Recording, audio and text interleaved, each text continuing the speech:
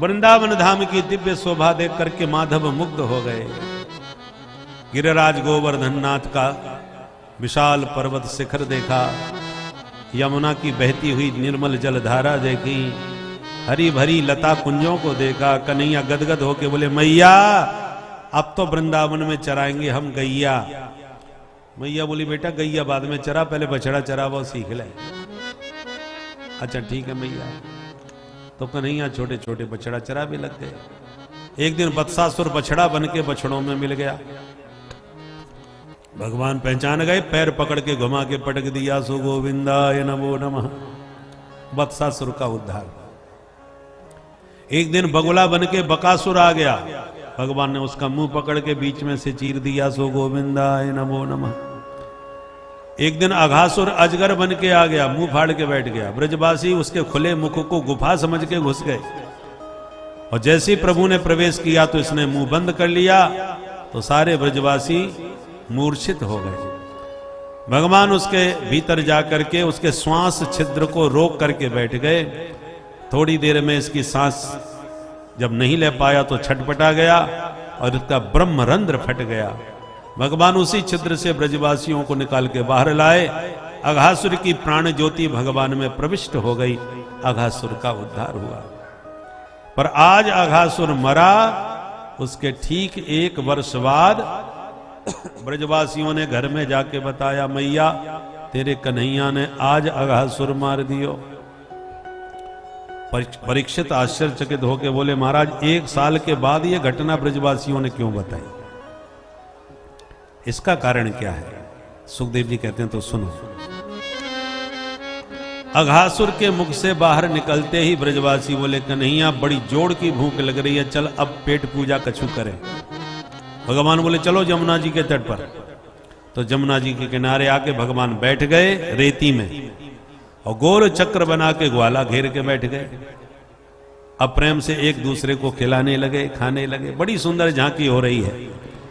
बिभ्रद वेणुं जठर पटयो श्रृंगवेत्रे च कक्षे वामे पाणौ सृण कबलं तत्फलान्यंगुलीषु तिष्ठन् मध्ये स्वपर स्वहृदो हासयन्नरमभीष्मै स्वर्गे लोके मिसति बुभजे यज्ञ भुगबाल के लिए। भगवान की सुंदर बाल के लिए ग्वालों के बीचों बीच बैठे हैं, कलेवा खोल खोल करके खा रहे हैं और एक दूसरे को खिला रहे हैं।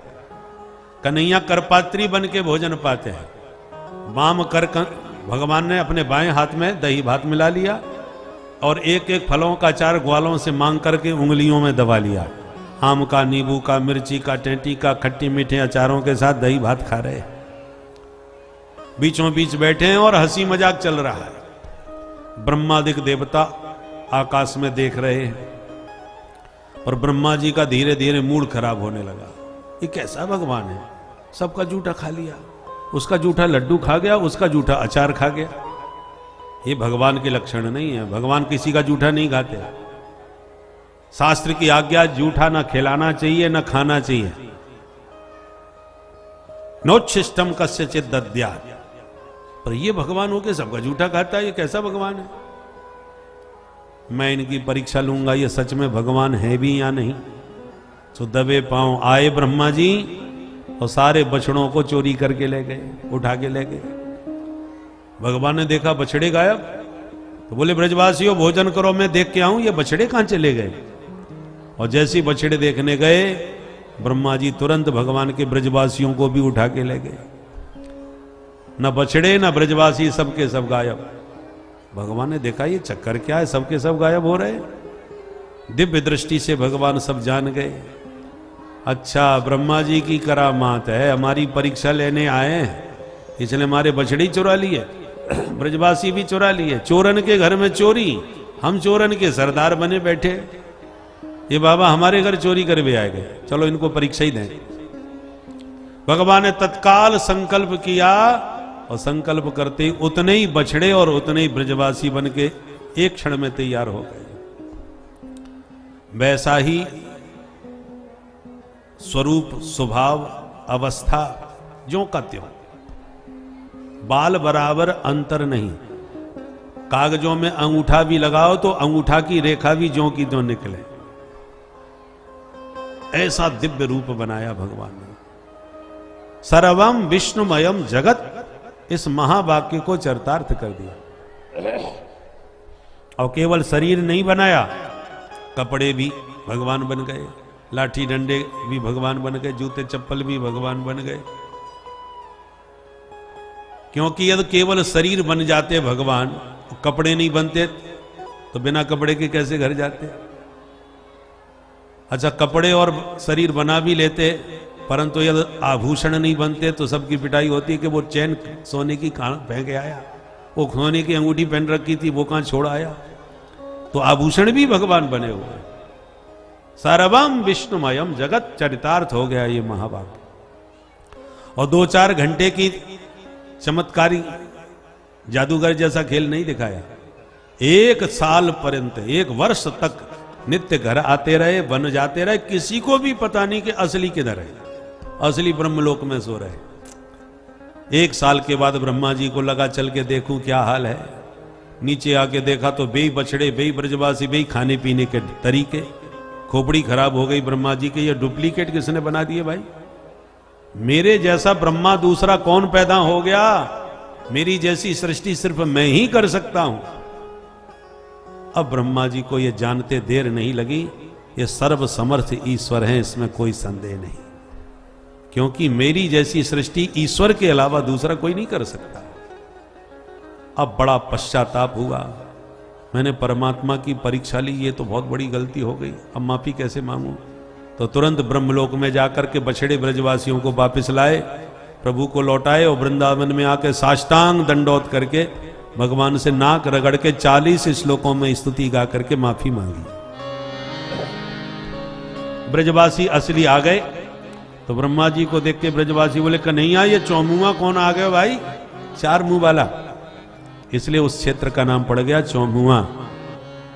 वृंदावन नाम से जब दिल्ली के रास्ते पर जाओगे तो सबसे पहला कस्बा मिलता है जिसका नाम है चौमुआ, क्योंकि वहां पर 4 मुखों से भगवान की स्तुति ब्रह्मा जी ने गाई थी।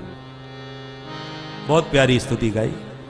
नौमीड्यते भ्रवपुषे तडिदंबराय गुंजावतंस परिपेक्षल सन्मुखाय वन्यस्रजे कबल वेत्र विषाण वेणु लक्ष्मश्रिये मृदुपदे पशुपांगजाय। हे नंदनंदन गोपाल, आपके चरणों में मेरा बारंबार प्रणाम। आपकी 4 भुजाओं में शंख चक्र गदा पद्म हमेशा देखता था, और आज इन 4 भुजाओं में कबल वेत्र विषाण वेणु विभूषित हो रहे। एक हाथ में भोजन का ग्रास, एक हाथ में लाठी, एक हाथ में श्रृंगी, एक हाथ में बंसी।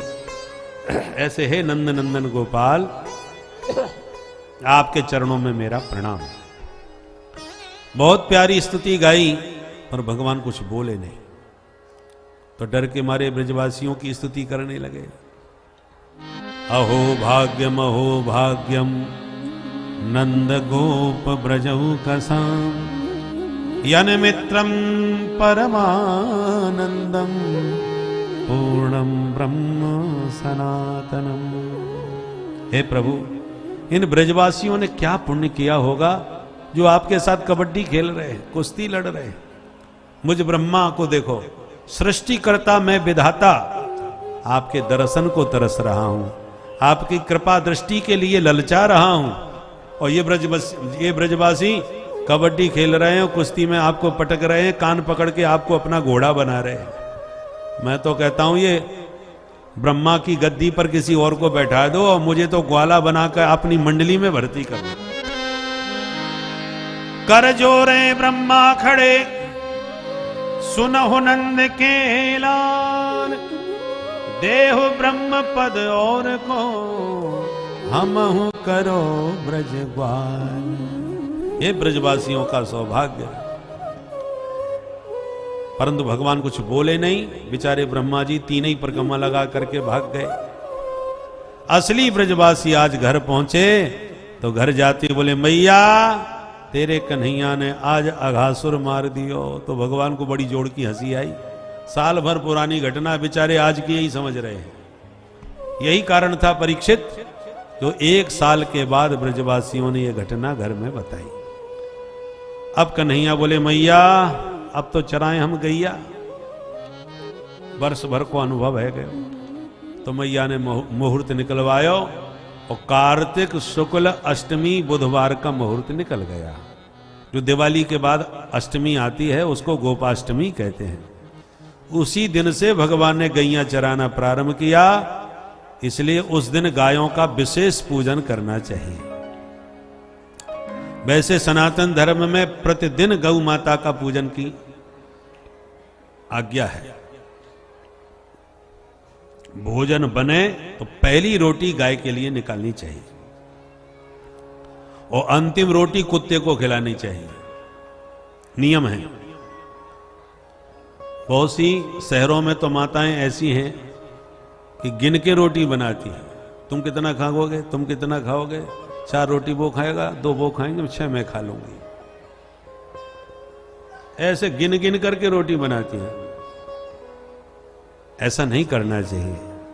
पहली रोटी गाय के लिए निकालो, अंतिम रोटी कुत्ते को खिलाओ। नियम तो यह है। बलवैश्य देव में 5 लोगों को ग्रास निकालने का विधान है। चींटियों को खिलाना चाहिए, कौए को खिलाना चाहिए, गाय को खिलाना, गाय को तो सबसे पहले खिलाना चाहिए, कुत्ते को खिलाना चाहिए और प्रतिदिन किसी न किसी अतिथि को कुछ खिलाना चाहिए। ये पंचवली जो गृहस्थ के यहां होगी, उसके यहां जितने भी अनजाने में पाप होते हैं वो सब अपने आप भस्म हो जाते हैं। बहुत से पाप हैं जो चलते फिरते, चींटियां मर जाती हैं, जीव जंतु मर जाते हैं। तो बहुत से अपराध हमसे अनजाने में होते हैं। तो जिनके घर ये 5 ग्रास निकाले जाते हैं उनके घर में ये अनजाने सारे पाप साफ हो जाते हैं। इसलिए शास्त्र की आज्ञा है प्रति घर में बलवैश्य देव होना चाहिए। बलवैश्य देव का विधान है पूरा कैसे करना चाहिए। पर आजकल हम अपने कर्म सब भूल भाल गए हैं। ब्राह्मणों को संध्या बंदन का पता नहीं है। अब क्षत्रिय वैश्यों की तो हम कहीं क्या। जब ब्राह्मणों को ही संध्या का ज्ञान नहीं है तो क्षत्रिय और वैश्य तो क्या करेंगे। पहले वैश्य भी इतने धर्मनिष्ठ होते थे, आज तक हमने अपनी आंखों से देखे हैं। जो वैश्य परिवार के होते हुए भी त्रिकाल संध्या करते हैं। कोई संध्या का समय उनका नहीं जाएगा। ऐसे त्रिकाल संध्या करने वाले वैश्य भी दिखाई पड़ते हैं, क्षत्रिय भी और ब्राह्मण तो होने ही चाहिए, क्योंकि ब्राह्मण का तो मुख्य कर्तव्य है। पर आज परिस्थिति ऐसी आ गई है कि ब्राह्मणों को संध्या करने का ज्ञान नहीं कि कैसे संध्या करी जाती है। इसलिए जनेऊ संस्कार हो तो गुरुजनों को कम से कम जनेऊ संस्कार के समय बच्चों को यह सिखा देना चाहिए कि संध्या कैसे करी जाती है बेटा। परंतु जब जनेऊ नहीं होगा, चुटिया नहीं होगी तो संध्या कहां होगी। ब्राह्मणों के सिर से भी चोटी गायब होती चली जा रही है, अन्यों की तो बात छोड़ दीजिए। जो ब्राह्मण कर्म कर रहे हैं वो भले ही चोटी रख लें, क्योंकि अब वो तो पंडित जी बनकर के पूजा करवाएंगे तो कोई टोक न दे इसलिए। परंतु ब्राह्मण कुल में जिन्होंने जन्म लिया है, भले ही वो ब्राह्मण कर्म न करते हो, पर कम से कम ब्राह्मण के स्वरूप का तो धारण करना चाहिए। शिखा सूत्र तो ब्राह्मण क्षत्रिय वैश्य तीनों को धारण करना चाहिए। गायत्री के उपासक होना चाहिए। यदि ब्राह्मणों ने संध्या नहीं करी तो ब्राह्मणत्व समाप्त हो जाता है, वो नाम मात्र का ब्राह्मण रह जाता है। जैसे दीवार पर कोई गाय चित्र की बना दे, अगर कोई पूछे ये क्या है तो आपको कहना पड़ेगा कि गाय है, परंतु उसमें गोत्व धर्म नहीं है। चित्र में गाय है तो आपको गाय कहना तो पड़ेगा, पर वो गाय ना घास खाएगी ना दूध देगी, वो केवल चित्र की गाय है। उसी प्रकार जो ब्राह्मण संध्या नहीं करता, गायत्री नहीं जपता, वो चित्र की बनी हुई गाय के समान केवल नाम मात्र का ब्राह्मण है। ब्राह्मणत्व तो उसका समाप्त हो जाता है। ब्रह्माग्नि हृदय में तभी जागृत होगी, जैसे हवन कुंड में हमेशा हवन करने से अग्निदेव प्रसन्न होकर के आपको फल देते हैं, तभी यज्ञ सफल होता है। और यज्ञ में आग ही ना हो और हवन पे हवन करते जाओ, स्वाहा स्वाहा करते जाओ, तो साकल्य बेकार, घी बर्बाद, समय बर्बाद, और देवता भी प्रसन्न नहीं होने वाले। बिना आग के हवन व्यर्थ हो जाता है। भस्मन नेव जो होती स, राख में हवन व्यर्थ होता है। उसी प्रकार से ब्राह्मण के भीतर ब्रह्माग्नि यदि नहीं होगी, ब्राह्मणत्व तो नहीं होगा, तो उसका किया हुआ कर्म धर्म सब बेकार हो जाता है। ब्राह्मणस्य ही देहोयम क्षुद्र कामाय नेष्यते। ब्राह्मण का शरीर क्षुद्र कामों के लिए नहीं है, केवल पेट पालने के लिए नहीं है, तो काय के लिए है? कृच्छ्राय तपसे चेह प्रेत्यानंत सुखाय च। तपस्या करके, संध्या बंदन करके, गायत्री की उपासना करके, ब्रह्म तेज में प्रतिष्ठित होकर के अपना कल्याण करे और अपने आश्रितों का भी कल्याण करे, आशीर्वाद दे करके। इसलिए ब्राह्मण शरीर मिलता है। स्वयं कल्याण अपना करे और अपना कल्याण करेगा तभी दूसरे का कल्याण कर पाएगा। हमने अपना ही कल्याण नहीं किया तो तुम्हारा कल्याण क्या करेंगे? इसलिए ब्राह्मण की सबसे बड़ी जिम्मेवारी बन जाती है। मनुस्मृति में मनु महाराज ने ब्राह्मणों के लिए विशेष आदेश दिया और समाज को भी निर्देश दिया। क्या? एतदेश प्रसूतस्य सकाशा दग्र जन्मनः स्वम स्वम चरित्रम शिक्षेरन पृथिव्याम सर्व मानवाः। मनु महाराज मनुस्मृति में कह रहे हैं, समाज के जितने भी प्राणी हैं, मनुष्य हैं, मनुष्य मात्र को ब्राह्मणों से अपने कर्म की शिक्षा लेनी चाहिए। ब्राह्मण का कर्तव्य है धर्माचरण करे और लोगों से धर्माचरण करावे। क्योंकि कलयुग ने जब आक्रमण किया तो सबसे पहले ब्राह्मणों पर हमला किया। क्यों? धर्म के सेनापति ब्राह्मण होते हैं, धर्म की रक्षा ब्राह्मणों ने की है। मुगलों के शासन काल में यदि आज धर्म बचा है सनातन, तब केवल ब्राह्मणों की कृपा से बचा है। ब्राह्मणों ने गर्दन कटवा दी पर चुटिया नहीं कटने दी, जनेऊ नहीं तोड़ने दिया। जब उनका जीवन ही समाप्त हो गया, अपना प्राणों न्यौछावर कर दिए, फिर भी तपस्वी ब्राह्मणों ने अपनी विद्या को बचा के रखा। नालंदा विश्वविद्यालय आदि में आग लगा करके सारे धर्म ग्रंथ भस्मसात कर दिए थे आतताई मिलेक्षों ने। परंतु उस समय ऐसे ब्राह्मण थे जिन्होंने ग्रंथों को अपने कंठ में स्थापित कर रखा था, कंठस्थ कर रखा था। वो कंठस्थ ग्रंथ थे, वही आज प्रकाशित हो सके, नहीं तो सारे धर्म ग्रंथ समाप्त हो चुके थे, सबकी होली जल चुकी थी। उस समय एक बोपदेव जी ब्राह्मण देवता थे, बोपदेव महान विद्वान थे, उन्हें संपूर्ण भागवत कंठस्थ थी, नहीं तो भागवत की एक भी प्रति नहीं बची थी, सब भस्म हो गई थी। तब बोपदेव जी महाराज ने जो कंठस्थ भागवत थी उसी को प्रकाशित करके आज हमारे बीच में भागवत विराजमान है। ऐसे वेद मंत्र, वैदिक संहिताएं आप आज वर्तमान में ही देख लीजिए। जो 19 वर्ष के नवयुवक ने, देवव्रत ने, किस प्रकार से दंड क्रम से जो वेदों का पारायण किया है, उसकी मेधा शक्ति को देख करके बड़े बड़े वैज्ञानिकों की बुद्धि चकरा जाएगी। इतनी मेधा शक्ति थी। आज वर्तमान में इतने घोर कलयुग में, कंप्यूटर के युग में, जहां बच्चे मोबाइल से फुर्सत नहीं मिलती है, मनोरंजन के लिए भी मोबाइल होने चाहिए, उस युग में भी आज ऐसी प्रतिमाएं विराजमान है कि 19 वर्ष में उसने किस प्रकार से दंड क्रम से वेद पारायण करके दिखा दिया। काशी के पंडित भी चमत्कृत होकर के रह गए।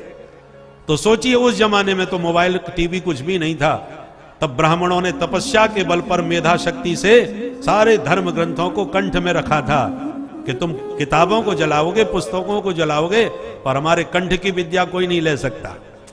और उसी विद्या ने आज चमत्कार दिखाया। थोड़ा बहुत जो बचा है हमारे धर्म ग्रंथ, उन विद्वानों की वजह से बचे हैं, उन ब्राह्मणों की कृपा से बचे हैं। इसलिए ब्राह्मणों की बहुत बड़ी जिम्मेवारी बनती है, क्योंकि कलयुग ने हमला ब्राह्मण पर इसलिए किया कि ब्राह्मण यदि पतित हो गया तो अन्य समाज को कुछ पतित करने की जरूरत नहीं, वो सब अपने आप ही पतित हो जाएंगे। यदि ब्राह्मण देवता कहीं पीने लग जाएं, उल्टा सीधा खाने लग जाएं, तो सब लोग और जाति के जो होंगे, अरे जब पंडित जी खा रहे हैं तो हमें खाने में क्या बुराई है, जब वो पीते हैं तो हम पी लें तो क्या बुराई है। सब समाज अपने आप ही बिगड़ गया कि नहीं? कहना थोड़ी पड़ेगा, क्योंकि बड़े भाई जो करते हैं वही छोटे अनुसरण करते हैं। महाजनो ये न गतः स पंथा। तो ब्राह्मण श्रेष्ठ वर्ण माना गया है। भगवान ने ब्राह्मण को अपना मुख बतलाया है, श्रेष्ठ मुख है। इसलिए जब श्रेष्ठ है, बड़े को बड़प्पन बना के रखना पड़ता है, छोटों की सुनना पड़ता है। मुखिया मुखसों चाहिए खान पान को एक, पाले पोसे सकल अंग तुलसी सहित विवेक। मुखिया बिगड़ गया जिस घर का, उसका घर का बर्बाद होना सुनिश्चित हो जाता है, पूरा घर बर्बाद हो जाएगा यदि मुखिया बिगड़ गया तो। उसी प्रकार सनातन धर्म के मुखिया के रूप में ब्राह्मण होते हैं। ब्राह्मण यदि चरित्रहीन हो गया और धर्म विहीन हो गया, पूरा समाज सनातन धर्म ही विप्लव को प्राप्त हो जाएगा, सब वर्ण आश्रम भ्रष्ट हो जाएंगे। इसलिए बड़े होने का बड़प्पन, जिम्मेवारी भी आपकी बड़ी है। जब बड़ा पद मिला है तो बड़ी जिम्मेवारी भी आपकी है। कोई भी जो व्यक्ति जितने ऊंचे पद पर होगा, उसकी जिम्मेवारी उतनी ही बड़ी होती है और उसका प्रभाव भी उतना बड़ा होता है। सबसे ऊंचे पद पर बैठा हुआ व्यक्ति यदि ये कह दे तुम जो चाहो कैसे भी कमाओ पर हमको इतना कमीशन चाहिए, तो छोटे लोग निश्चिंत हो जाते हैं, कैसे भी पकड़े भी जाएंगे तो शिकायत ऊपर ही तो जाएगी। तो जब कमीशन दे रहे हैं तो डर किस बात का। तो सब भ्रष्टाचार के दल दल में लिप्त हो जाते हैं, क्योंकि भ्रष्टाचार की गंगा ऊपर से ही बह रही है। पर ऊपर वाला जब शक्ति के साथ कहेगा ना खाऊंगा ना खाने दूंगा, तो फिर नीचे वालों को 1000 बार सोचना पड़ेगा कि पकड़े गए तो बुरी तरह फंसेंगे। बोलो राधे राधे राधे राधे। तो बड़े पद का प्रभाव भी बड़ा होता है। बड़ा व्यक्ति भ्रष्ट हुआ तो छोटे तो पक्के हैं। इसलिए ऊपर जब चरित्र का निर्माण होगा, ब्राह्मण जब चरित्रवान बनेगा, धर्म का अनुशासन करेगा, धर्माचरण करके आचरण से शिक्षा देगा, तब अन्य समाज शिक्षा ग्रहण करेगा, तब उसका समाज का आचरण से आदर मिलता है। केवल ब्राह्मण कुल में जन्म लेने से कोई आपका महत्व नहीं है। महत्व तब सार्थक होगा जब ब्राह्मणोचित कर्म करके अपने आचरण से आप समाज को प्रभावित करें, शिक्षा दें। अपने आप माथा झुकेगा ब्राह्मण जब तेजस्वी होता है, प्रतापी होता है। तो बोलो भक्तवत्सल भगवान की जय। इसलिए गौ माता का पूजन प्रतिदिन करना चाहिए, और न कर पाए तो गोपाष्टमी के दिन अवश्य में वो विधि विधान से कर लीजिए, क्योंकि जो गाय का पूजन करते हैं गोविंद उन पर गदगद होकर के आशीर्वाद देते हैं। आज से भगवान गोपाल बन के गौचारण करने लगे। बोल गोपाल भगवान की, गौ पालन करने लगे। एक दिन गैया चराते तालवन में घुस गए। वहां धेनुकासुर नाम का दैत्य गधा बन के घूम रहा था। बलराम जी ने उस बगीचे के फल तोड़े तो दाऊ जी में एक दो लत्ती मारी गधा बने धेनुकासुर ने। दाऊ जी ने तुरंत उसके दोनों पिछले पैर पकड़ के घुमा के पटक दिया। सो गोविंदाय नमो नमः। मारा गया। दाऊ जी की सबने जय जयकार करी। घर में आए। घर में आती कन्हैया बोले मैया दाऊ दादा ने आज गजब कर दियो। कहा गजब कर दियो? बोले मैया पूछे ही मत। बोले बता तो सही। तो सुन मैया, आज मेरे दाऊ दादा ने एक गधा मार दियो। तो मैया बड़ी जोर से खिलखिला के हंस पड़ी। अरे बेटा बलराम, तू गधा मार तो फिरे। अब दाऊ जी का तो भयंकर मूड खराब हो गया। मैया तू समझा ले या कन्हैया मेरो ऐसे मजाक उड़ावे को। अरे मैंने बड़ो भारी राक्षस मार के इन्हें मीठे मीठे फल खवाए। कन्हैया आज के बाद तेरी पार्टी अलग, मेरी पार्टी अलग। मैं तेरे संग में बिल्कुल ना जा सकूं। मैया बोली बेटा बलराम, कल तेरा जन्मदिन है, मैं तो कहूं ना जान दूंगी, घर में धूमधाम से तेरा जन्मदिन मनाऊंगी। ठीक है।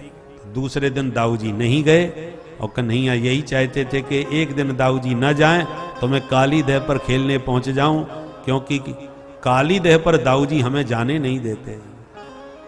और भगवान इसलिए भी छोड़ना चाहते थे कि मैं मारूंगा काली नांग और बड़े भैया हैं मेरे शेष नांग, तो एक ही बिरादरी के हैं, बुरा तो लगा ही जाएगा। इसलिए कन्हैया ने बलराम जी को छेड़ दिया और घर में ही छोड़कर काली देह पर खेलने के लिए आ गए। काली देह पर ब्रजवासियों के साथ खेल रहे थे कन्हैया, और गायों ने जहरीला पानी काली हृद का पी लिया, जिससे उनका शरीर छटपटाने लगा। भगवान ने तुरंत गायों के सिर पर हाथ फेर कर उन्हें स्वस्थ किया और एक चढ़ गए कदम के वृक्ष पर। ब्रजवासी डर गए, लाला गिर मत जाइयो, काली नांग काट ले को तो को। कन्हैया बोले कोई मत घबराओ, मैं अवाली बातें मिल के आऊं, और यूं कह के धम्म से छलांग मार दी। जैसे कूदे कन्हैया हाहाकार मच गया ब्रजवासियों में, सब चीखने चिल्लाने लगे, भयंकर उत्पात ब्रज में होने लगे। नंद बाबा को खबर मिली तो नंद बाबा, जसोदा मैया सब के सब भागे काली दह की ओर।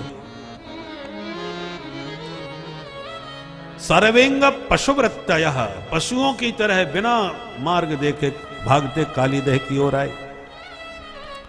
पर कन्हैया जब कूदे तो काली नांग जग गया। जगते ही उसने देखा ये बालक नन्हा सा निर्भीक होके मेरे पास आ रहा है। क्रोध में भर गया। सर्प के कान नहीं होते, वो आंखों से ही सुन लेते हैं, इसलिए उनका नाम है चक्षुश्रवा, आंखों से सुनने वाला, हलचल से सब सुन लेते हैं। दूसरी बात, सर्प किसी के शरीर से लिपट जाए तो प्राण लेके ही छोड़ता है। सर्प का बंधन बड़ा प्रबल होता है, उसको कहते हैं नागपाश। नागपाश में राम जी को बांध दिया था मेघनाथ ने, तो गरुड़ ने आकर के नागों से मुक्ति दिलाई। तो नाग की पास बड़ी प्रसिद्ध है। काली नाग ने मारी फुसकार और एक छलांग मार के भगवान के संपूर्ण शरीर से लिपट गया। जैसे लिपटा तो हाहाकार मच गया ब्रजवासियों में। प्रभु समझ गए ब्रजवासी व्याकुल हैं, घबराए हुए हैं, ऐसा ना हो कि ये भी कूद पड़े।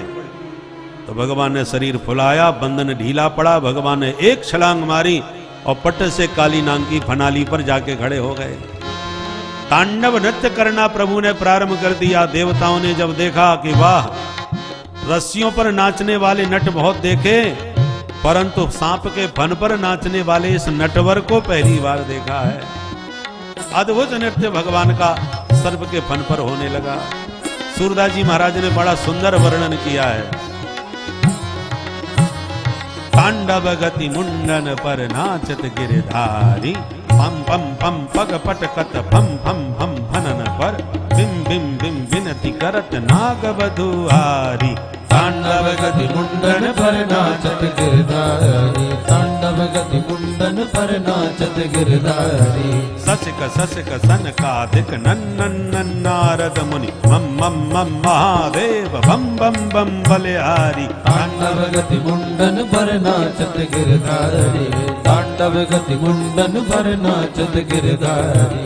विविध विविध विद्याधर धन धन धन देव सकल गंग गंग गंग गुण गंधर्व नाचत दैतारी। तांडव गति मुंडन पर नाचत गिरधारी, तांडव गति मुंडन पर नाचत गिरधारी।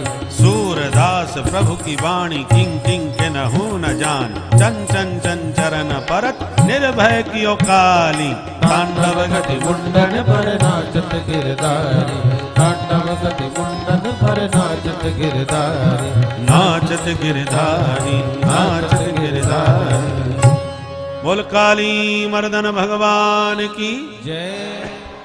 101 फन नाच नाच के लोह लुहान कर दिए। नाग पत्नियों ने देखा, जिसे हम छोटा सा बच्चा समझ रही थी, इसके तो पेट में दाढ़ी निकल पड़ी। 2-4 ठुमके और लगा दिए तो हमारे स्वामी जी की गारंटी खत्म। तो तुरंत हाथ जोड़ के नाग पत्नियां स्तुति करने लगी। न्यायो हि दंड कृत किल्बिषेऽस्मिन्, तवावतार खल निग्रहाय। रिपुसुतानामपि तुल्यदृष्टे,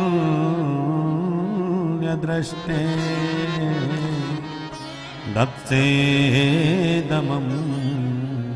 फलमेवानुशंसन।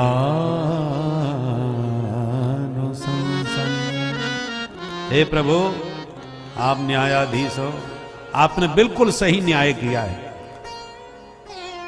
आपका काम ही है उद्दंड को दंड देना, परंतु आपके दंड में भी बहुत बड़ी कृपा छुपी रहती है। ये आज हमने प्रत्यक्ष देख लिया। भगवान बोले, तुम्हें कौन सी कृपा हमारी दिखाई पड़ रही है? मार मार के तुम्हारे स्वामी जी को अधमरा कर दिया हमने, तुम्हें कौन सी कृपा इसमें दिखी बताओ? नागपत्नियों ने कहा, प्रभु आपके चरणों का दिन रात ध्यान करते हैं देवाधिदेव महादेव, फिर भी महादेव को आपने अपना चरण कभी नहीं दिया। उनको जटाओं में सिर पर रखने के लिए सिर्फ चरणामृत दिया, और आपका चरणामृत गंगा जल को ही शिवजी जटाओं में धारण करके अपने को धन्य मानते हैं। राजा बलि ने सर्वस्व दान दिया आपको 3 पग में, तब आपने अपना एक कदम एक पग उसके माथे पर रख दिया। पर बड़ भागी हमारे स्वामी कालीनाग, न दान किया न ध्यान किया, और बिना मांगे आप बिना बुलाए आए और अपने दोनों चरण कमल हमारे स्वामी जी के माथे पर पधरा दिए। ये आपकी कृपा नहीं तो और क्या है सरकार। जही चरणन से निकसी सुरसरी, शंकर जटा समाई, जटा शंकरी नाम पढ़्यो है, त्रिभुवन तारन आई, भज मन राम चरण सुखदाई।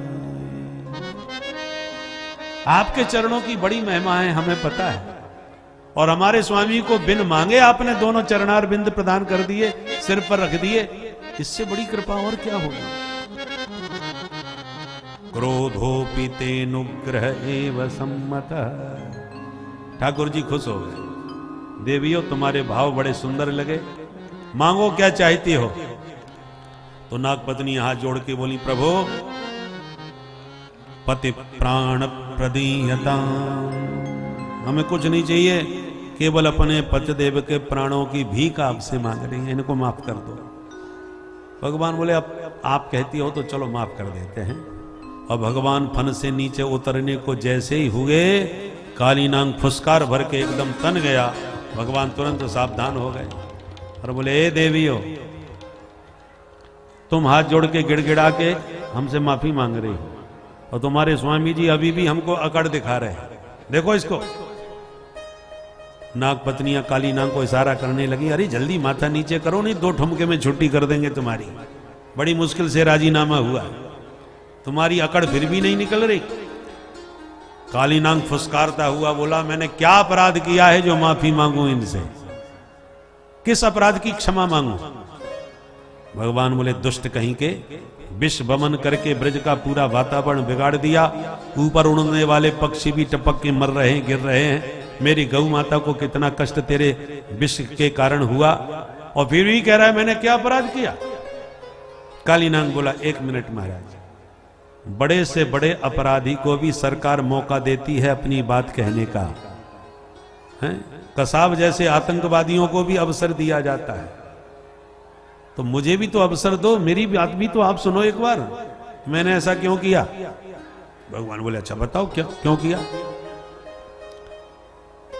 बोले, मैं बस आपसे कुछ प्रश्न करना चाहता हूं, पूछो। बोले, ये बताओ संसार किसने बनाया। भगवान बोले, हमने। तो क्या आप ही संसार के जगन्नाथ हो। बोले, हाँ हाँ बिल्कुल हम ही हैं। अच्छा, तो हम सांपों को किसने बनाया। भगवान बोले, वो भी हम नहीं बनवाए। तो हम सांपों को यदि आपने बनाया है तो हमारे मुख में जन्मजात ये जहर किसने डाला। भगवान बोले, वो हम नहीं डाला है। तो हम सांपों को महातमोगुणी क्रोधी स्वभाव किसने दिया है। भगवान बोले, वो भी हम नहीं दिया है। कालीनाग बोला, बस हो गया मेरा भैंसला, तन मन धन सुख संपत्ति सब कुछ है तेरा स्वामी, सब कुछ है तेरा, तेरा तुझको अर्पण, प्रभु जी का प्रभु को समर्पण, क्या लागे मेरा। ओम जय जगदीश हरे। अब आप मेरे साथ न्याय करो महाराज, आप न्यायाधीश हो ना। जब आपने ही मुझे सर्प शरीर दिया, मुख में भी जहर आपने दिया, स्वभाव में भी क्रोध आपने दिया, तो आपकी चीज मैं आपको ही सौंप रहा हूं, तो मैं अपराधी कैसे हो गया। भगवान समझ गए ये तो ज्यादा ही पढ़ा लिखा निकला भाई, ये वकालत कहां से सीख लाया, हमको ही इसने कटघरे में खड़ा कर दिया। तो भगवान मुस्कुराने लग गए और बोले भाई काली नांग तेरी बात बिल्कुल सही है, मानता हूं मैं, अब मेरी भी सुन ले भाई, कहो। तो भगवान ने भी सफाई दी। भगवान बोले सुनो, हमने सर्पों को विषैला बनाया है हमें पता है, और तुम विषधर सज्जनों के साथ नहीं रह सकते ये मुझे पता है, इसलिए हमने तुम्हारे लिए एक पृथक देश बना करके दिया है, रमणक द्वीप, यहां पर केवल सर्प जाति का ही वास है, बाहुल्य है।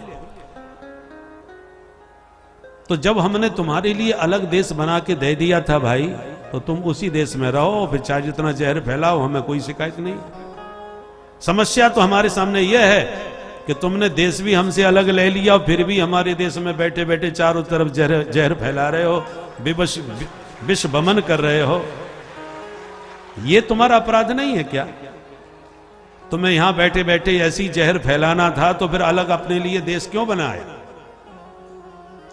और हम तो सनातनी हैं, अभी भी हम तुम्हें गले लगा के भाईचारे से रहना चाहते हैं, पर तुम तो भाई को ही चारा समझ करके खा जाना चाहते हो। तो कब तक, कैसे तुमसे भाईचारा निभाएं और कब तक निभाएं? इसलिए काली नांग, हमारे देश में रहना है तो हमारे देश के तरीके से रहो, और नहीं रह सकते तो अपने देश में जाओ, फिर जहां जैसे रहना है वैसे रहो, तुम्हारे लिए है, भुजंगों में भर्ती हो जाओ। काली नांग बोला प्रभु आप कहते हो तो हम अपने देश में चले तो जाएं, पर हमारे देश की हालत तो वैसी पतली हो रही है, हम जाके कहां रहेंगे, क्या करेंगे, क्या खाएंगे, कैसे जिएंगे? फिर भी आप कहोगे तो हम रह लेंगे, अपने देश में भी चले जाएंगे, पर सबसे ज्यादा डर हमें आपके इस गरुड़ से है। भगवान बोले इससे क्या डर है? अरे सरकार मत पूछो, हमारे देश का कोई 2-4 सांप आकर के आपके यहाँ 25-26 लोगों को यदि डस के चले जाएं तो ये गरुड़ उड़ के जाता है, 26 की जगह 600 को जाकर के खा जाता है, सभी सांपों को अपना आहार बना डालता है, बामियों से निकाल के खाता है। बहुत खतरनाक है महाराज। इस सर्प से हमारे प्राणों की इस गरुड़ से हमारे प्राणों की रक्षा करो। भगवान बोले सुनो काली नाग, हमारा गरुड़ अनावश्यक किसी सर्प पर कभी प्रहार नहीं करता, हमारा गरुड़ उन्हीं सांपों को खाता है जो आस्तीन के सांप बनकर के इस देश में रहते हैं, जो खाते इसी देश का हैं, पीते इसी देश का हैं, दूध दही यहीं खाते हैं, और इसी देश को डसने के लिए हमेशा ताक लगाए, घात लगाए बैठे रहते हैं। ऐसे जो आस्तीन के सांप हैं, हमारा गरुड़ उन्हीं पर प्रहार करता है। एक बार तुम राष्ट्रभक्ति के साथ रहना सीखो इस देश में, तो ये देशवासी तुम्हें राष्ट्रपति बना करके आदर सम्मान से पूजने को तैयार हैं। तुम्हें राष्ट्रपति पद तक तुम्हें पहुंचा देंगे, और पहुंचाया भी है, यदि तुम राष्ट्रभक्ति के साथ रहोगे तो, और राष्ट्रद्रोही बन के रहोगे तो किसी भी बिल में घुस करके चले जाना, हमारा गरुड़ बुलडोजर से खोद के तुम्हें बामी से बाहर निकाल लेगा। किसी बिल में तुम सुरक्षित नहीं रह पाओगे।